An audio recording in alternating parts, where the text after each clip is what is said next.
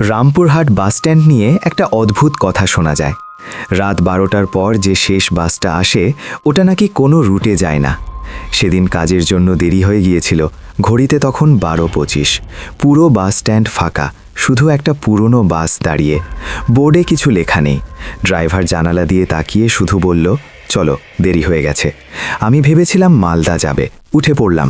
ভিতরে মাত্র 4 জন যাত্রী, সবাই চুপচাপ বসে, কেউ নড়ছে না। বাস চলতে শুরু করলো, কিন্তু অদ্ভুত ব্যাপার, বাইরে কোনো দোকান, কোনো আলো নেই, শুধু অন্ধকার। আমি পাশের লোকটাকে জিজ্ঞেস করলাম, এই বাস কোথায় যাবে? সে ধীরে মাথা ঘুরিয়ে বলল, যেখানে আমরা নামতে পারিনি। হঠাৎ বাসের ভেতর ঠান্ডা হাওয়া বইতে লাগলো। আমি ড্রাইভারের দিকে তাকালাম, ড্রাইভারের মুখ নেই। ঠিক তখন বাস থামলো, দরজা খুলে গেল। বাইরে লেখা, রামপুরহাট শ্মশানঘাট।